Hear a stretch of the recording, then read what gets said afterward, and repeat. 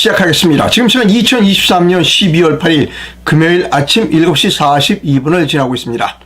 언제나 마찬가지로 아직도 구독을 신청하지 않으신 분은 구독을 꼭 눌러주십시오라고 하는 부탁의 말씀을 드립니다. 본격적으로 오늘 아침 뉴스 브리핑 시작합니다. 오늘 아침 뉴스 브리핑의 제목을 여러분께 보여드립니다. 김건희 리스크를 더 이상 안고 갈 수 없다. 이것이 오늘 아침 뉴스 브리핑의 제목입니다. 저는 지금까지 김건희 씨에 대한 기사를 거의 다루지 않았습니다. 왜냐하면 김건희 씨 본인은 대통령이 아닙니다. 그리고 대통령 부인으로서 보여지는 모습이 그렇게 저는 나쁘다고 생각하지 않았습니다. 경우에 따라서는 그럴 수도 있고 좀 시기하는 마음도 있을 수 있고 다른 사람들은 저는 그래서 김건희 씨에 대한 뉴스를 다루지 않았습니다. 그러나 오늘 김건희 씨에 대한 말을 하지 않을 수 없습니다. 자, 아침에 들어온 소식부터 여러분께 전해드립니다.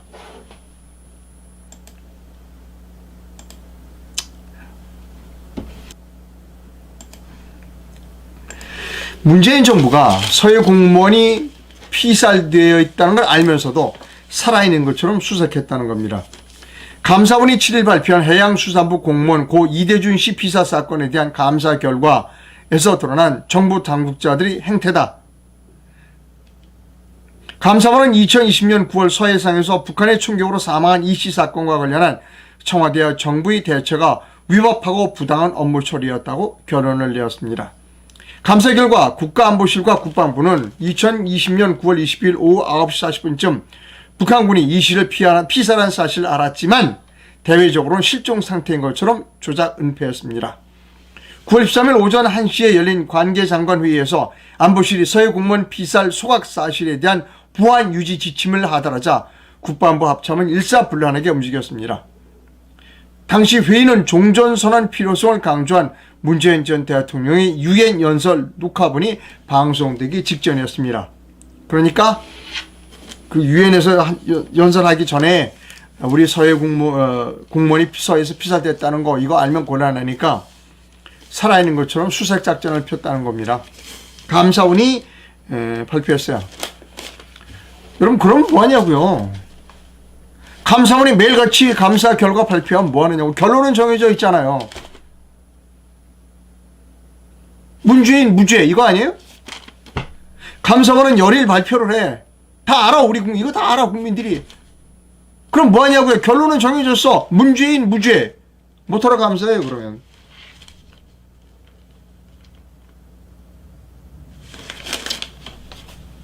자,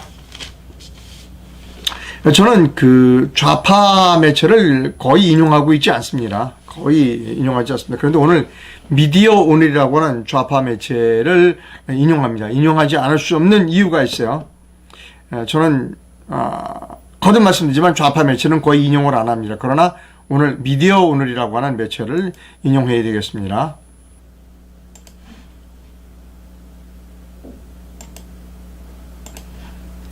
이게 수일 전에 미디어 오늘입니다. 사진이 이렇게 되어 있어요. 영부인과 디올, 크리스찬 디올이라는 얘기겠죠. 그리고 몰카라는 겁니다. 사진 설명을 읽어드립니다. 유튜브 채널 서울의 소리와 장인수 전 MBC 기자는 지난달 27일 11월입니다. 김건희 여사가 300만 원 상당의 명품 파우치를 거절하지 않는 몰래카메라 영상을 보도했다라는 사진 설명이 있습니다. 읽어드립니다. 지난 27일 유튜브 채널 서울의 소리와 장인수 전 MBC 기자가 공개한 몰카 영상에는 김건희 여사가 300만 원 상당의 명품 파우치를 거절하지 않는 장면이 포착됐다. 몰카 공개 후 김 여사의 김영란법 위반이 도마에 올랐지만 보도는 일부 언론이 대통령실 입장을 촉구하는 더불어민주당 논평을 인용하는 수준에 그쳤다. 몰카는 통일운동을 해온 재미동포 최재현 목사가 지난해 9월 서울 서초동 아크로비스타에 위치한 김 여사의 코바나 컨텐츠 사무실을 방문해 촬영했다. 지난해 9월? 지난해 9월이면 윤석열 대통령이 집권한 지 5, 6, 7, 8, 9, 5개월이 지난 뒤인데 지난해 9월 서울 서초동 아크로비스타에 위치한 김 여사의 코바나 컨텐츠 사무실을 방문해 촬영했다. 최 목사가 김 여사에게 건넨 명품 브랜드 디올의 파우치는 디올이 크리스찬 디올 맞습니까? 전 잘 몰랐어. 그냥 디올로만 나와 있는데. 디올의 파우치는 파우치가 뭐죠? 파우치? 핸드백인가요? 디올의 파우치는 이명수 서울의 소리 기자가 구매해 최 목사에게 전달한 것이다. 서울의 소리와 최 목사가 함정을 파고 몰카를 기획했다는 비판이 나오는 이유다.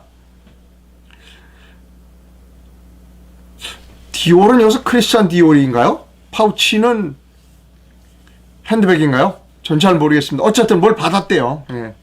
MBC 기자가 이제 어떤 목사님, 북한도 갔다 온 그런 목사님에게 이제 사가지고 거기다 몰래 카메라를 설치해가지고 전달했는데 그걸 김건희 여사가 받았다는 겁니다. 저 사실 이거 믿지 않았어요. 믿지 않았습니다.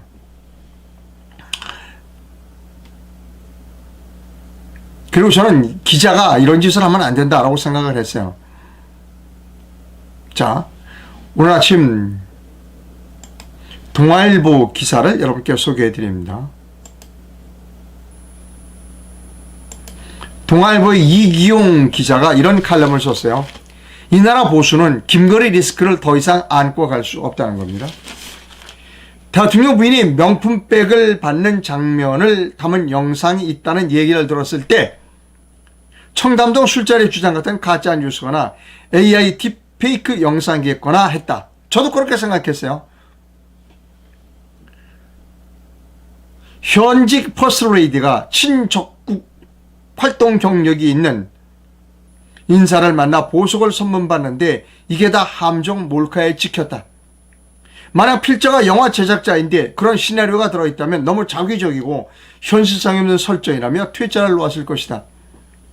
이번 사건이 보여준 상상을 초월하는 세계는 세 종류다.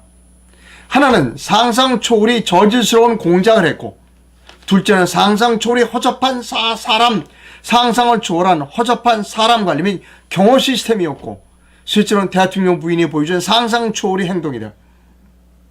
이 세 요소는 서로의 상상 초월성을 상쇄하지 않는다. 김 여사가 백을 받았던 돌려줬던 몰카 공작의 저열함과 비도덕성은 줄어들지 않는다. 마찬가지로 함정 몰카라 해서 김 여사 행동의 비도덕성은 감면되지 않는다.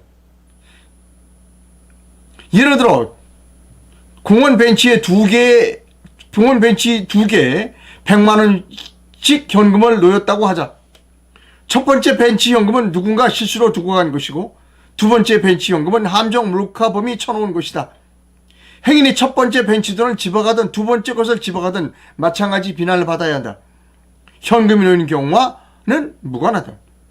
함정 몰카 주동자들에 대해서는 엄정한 법 적용과 사회적 비판이 가해져야 한다. 다시는 미디어의 탈을 쓰고 이런 저질 행태가 반복되지 않도록 단죄가 필요하다. 좌파 진영의 공작과 농간이 얼마나 간교하고 저열한 수준으로 치달았는지를 보여준다. 문정권 시절 대통령 부인이 사치와 월권이 극에 달했지만 우파 진영 누구도 이런 식의 함정을 파지는 않았다. 하지만 좌파의 비도덕성에 대한 개탄과 김 여사의 행동에 대한 비판은 별개의 문제이다. 하급직 공무원이 배우자라면 그런 선물을 받으면 안 된다는 생각을 누구나 했을 것이다.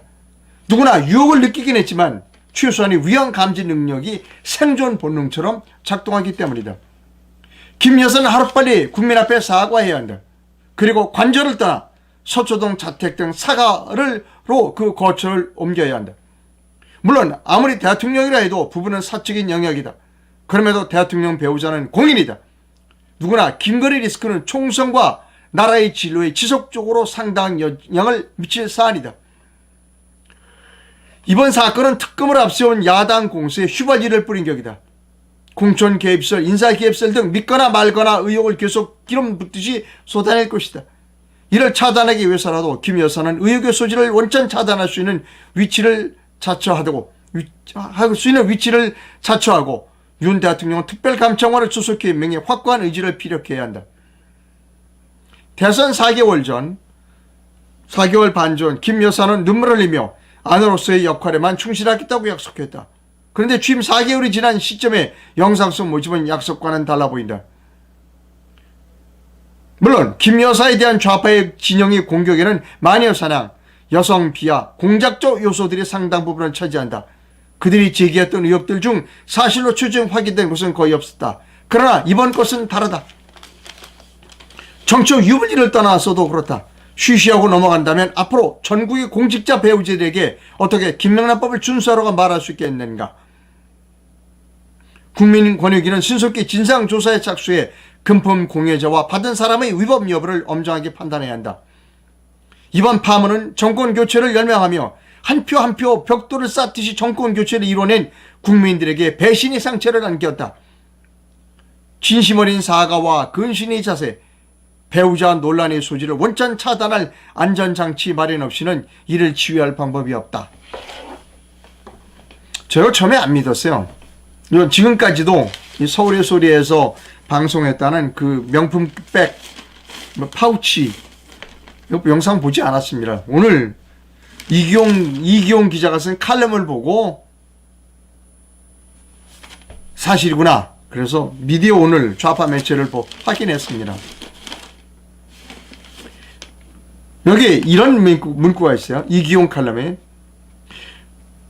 정권 교체를 열명하며 한 표 한 표 벽돌을 쌓듯이 정권 교체를 이루어낸 국민에게 배신을 안겼다. 국민은 정말 폭포처럼 흘러내리는 가슴속에 폭포처럼 흘러내리는 눈물을 머금고 좌파에게 정권을 넘겨줄 수 없다고 생각해서 정말 찍어줬어요. 윤석열은 표 까먹는 일을 앞장서서 다 해. 그런 국민의 열망, 그럴 거나 말거나, 당신들이 표를 찍었거나 말거나, 난 나대로 하는 거야. 왜 나를 찍으래? 찍지 말지? 지금 이겁니다, 윤석열은. 왜 찍어? 찍지 말지. 누가 찍으라고 그랬어? 당신들이 아쉬워서 찍었잖아. 난 내 멋대로 할 거야.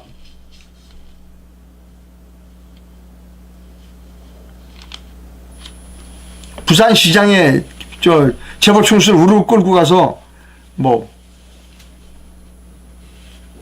먹었대요. 이제 이 김건희 씨하고 11일 날이면 언제입니까? 다음 주 월요일 날에 이제 또 김건희 씨하고 같이 또 비행기 타고 떠날 거예요. 저 네덜란드 국빈 방문으로 간대요. 국빈 방문. 아니 도대체 윤석열 그리고 김건희 씨는 사고력이 있는 사람이에요? 아니 왜 받아요? 그럼 그거만 몇백만 원 될 건데 그걸 왜 받고 앉아 있어? 받았대 보니까. 전 영상을 안 봤습니다. 몰카 영상. 파경이 확인되니까 이기용 기자가 이런 칼럼을 썼겠죠. 정신이 있는 사람들이에요. 윤석열 대통령하고 김건희 씨는. 좌파가 그렇게 악랄한지 몰랐어요? 이건 조작 취재예요. 조작 취재. 함정. 거기야 뭐 조작 수사로 현직 대통령을 탄핵시킨 사람이 대통령이니까 뭐 피장파장이네요.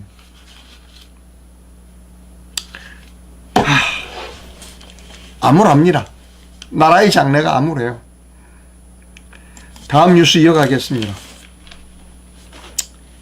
광고하고 가겠습니다.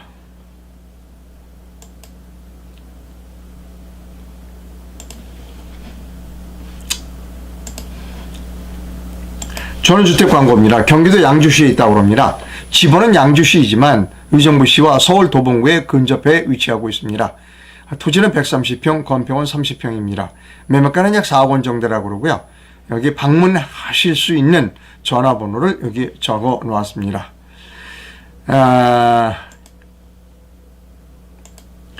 추천 요소로는 서울 도봉구의 1호선과 7호선 도봉산역에서 20분 거리고요. 잠실역에서는 1시간 거리입니다. 의정부 신세계 백화점은 20분 거리에 있고요. 병원, 마트, 외식, 생활인프라가 5분 거리에 있습니다. 의정부 상수원 보유용 내에 위치하는 청정 자연환경을 자랑하고 있습니다. 이전에 완료된 83년표 미군 부대가 10분 내에 있어서 개발 호재가 있다라고 하는 겁니다.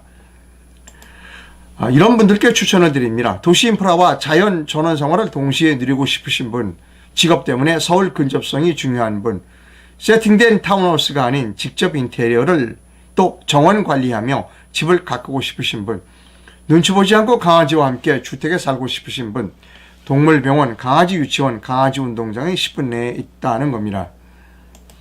전원주택 외관입니다. 전원주택 정원이고요. 전원주택을 좀 가까이서 찍었습니다. 그리고 전원주택 내부입니다. 전원주택에서 밖을 내다본 외경입니다. 역시 외경입니다.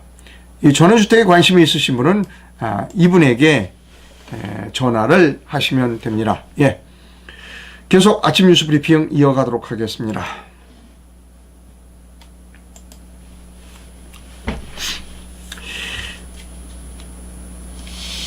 이제 총선이 얼마 남지 않았어요. 조선일보가 이런 보도를 했습니다. 매우 중요한 보도입니다.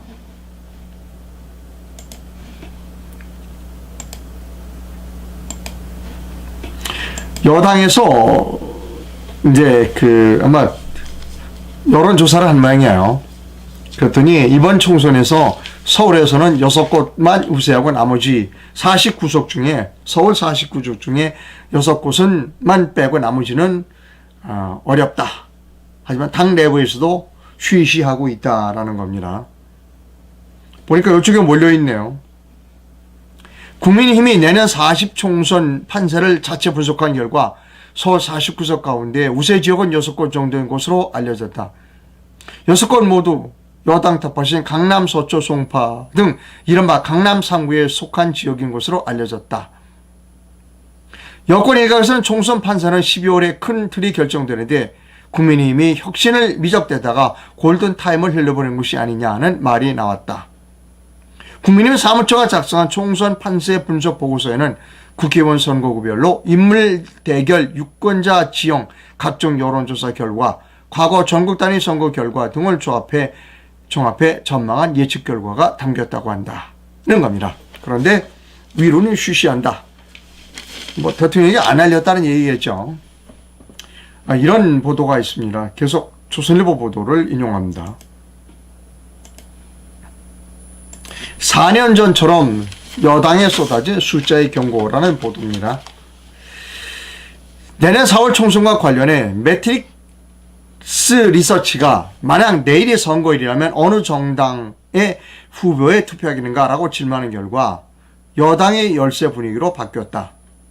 지난달 조사선 국힘이 33, 민주당이 32였지만 이번엔 민주당이 36, 국민의힘이 31로 5%포인트 차로 역전당했다. 선거의 승패를 가르는 중도층에서 민주당이 40, 국민의힘 20, 20대 민주당 32, 국민의힘 16의 차이로 2배에 달했다. 정치권 관계자는 지금 조사대로라면 실제 선거 때 중도층이 야권의 쏠림 투표를 할 수 있다고 말했다. 계속해서 또 이런 보도를 여러분께 소개해 드립니다. 역시 조선일보 보도입니다.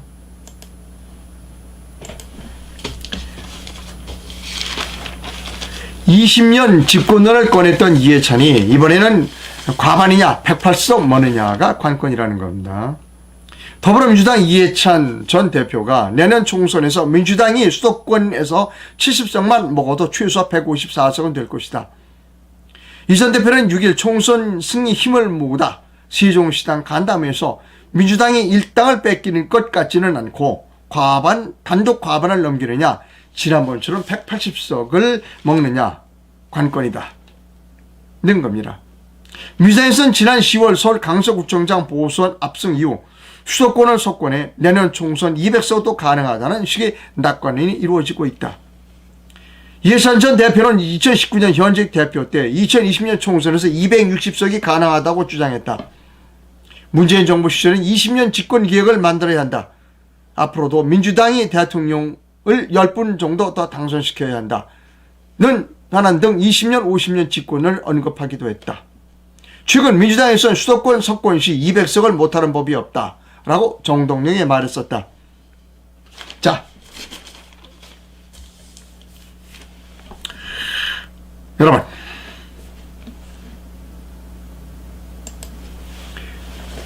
오늘 조선일보의 보도 보면 200석, 민주당 200석이라고 하는 단어가 상당히 많이 나와요. 이제 그리고 여론조사가 다 저쪽에 유리해요. 지금 맞춰서 세팅돼 가고 있는 겁니다.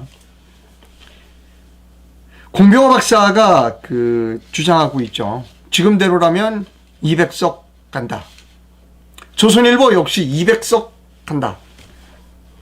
이해찬이 180석 넘어갈 것 같다. 정동용 200석으로 갈 것 같다.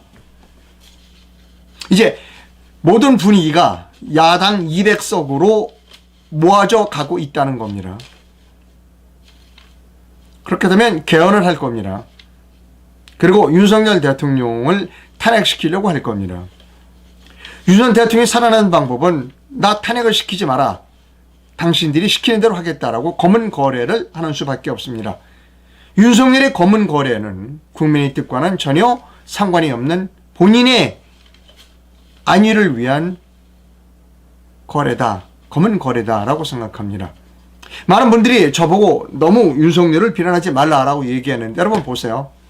지난 대선에서 우리가 윤석열을 찍어준 이유가 있어요. 그런데 그런 사람들을 다 배신하고 그의 아내는 명품백을 받고 윤석열 그는 엉뚱한 짓만 하고 돌아다니고 있고 사전선거 위험하다 들은 척도 안 하고 아이 우리가 잘못했습니다.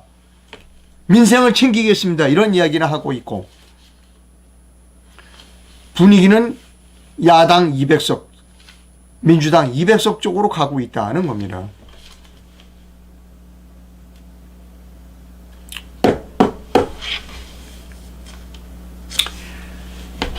다음 뉴스 갑니다.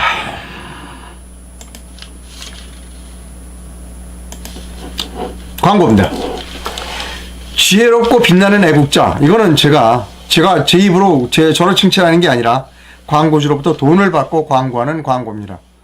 지혜롭고 빛나는 애국자. 이상로님은 지혜와 성실로 썩은 이 나라를 깨끗하게 정화시키고 번영과 행복으로 이끌고 온 국민들의 존경과 사랑을 받을 멋진 분입니다. 라고 하는 광고입니다. 여러분 제가 이것은 돈을 받고 한 광고다 하는 겁니다.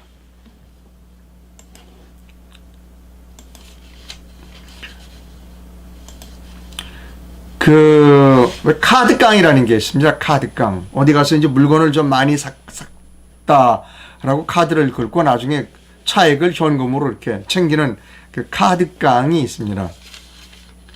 기업의 감사실에서 직원들의 법인카드를 조사하면 보면 알아요. 이 사람이 카드깡을 했는가 안 했는가를 알 수 있습니다.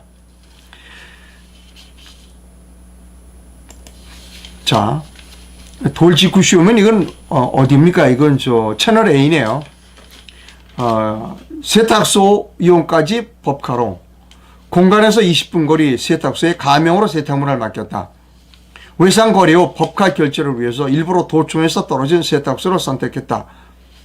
라고 경기도 법인카드 공익신고자의 말을 보도했습니다. 페이스북에 이런 글이 올라왔어요. 아마 이 추론이 맞을 것 같아요.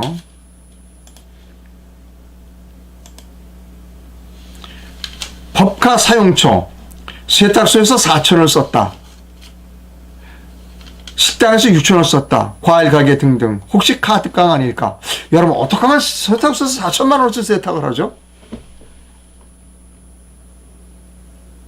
세탁하지 말고 그냥 옷 사입내기도 편치 않을까요? 그 세탁소 아저씨가 자살을 암시하는 글을 남기고 잠적했다가 이제 다행스럽게 모텔에서 발견되긴 했어요. 세탁소 아저씨 사실 그대로 말하시고 벌금 조금 내시면 됩니다. 건방져서 죽지 마세요. 왜 죽습니까? 용기 내시길 응원합니다. 라고 하는 글을 제가 발견했어요. 대통령은 국민이 수사하라는 4.15 총무섬 수사 안 하고 문재인이 수사하라는 거 수사 안 하고 비행기 타고 외국으로만 돌아다니고 대통령 부인은 명품백이나 받고 그게 여당 쪽. 야당의 대표라고 하는 사람은 법인카드 이용해서 초밥 시켜 먹고 세탁소 4,000씩 법인카드 긁고 여야 예, 지도자들이 똑같다는 겁니다. 이게 대한민국의 현실입니다. 이런 나라가 대한민국입니다, 여러분.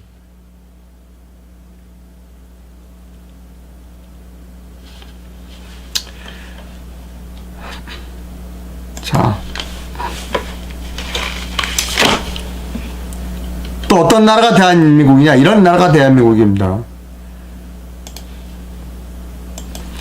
재판 지역 전략을 펴던 창원 간첩단이 결국 보석으로 석방된다는 겁니다. 경남 창원 지역을 중심으로 중심으로 활동한 간첩단 자주통일민중전위 자통 사건으로 기소된 직원들이 보석으로 석방된다.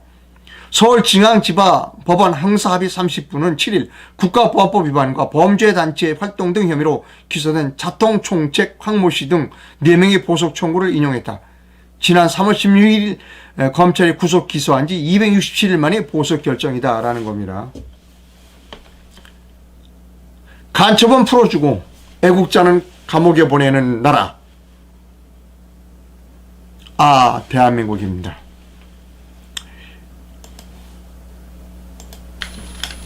저는 뭐 걱정하지 마십시오. 저 협박 평생을 협박받고 살았습니다. 예, 방송 시청해주신 시청자 여러분 대단히 감사합니다.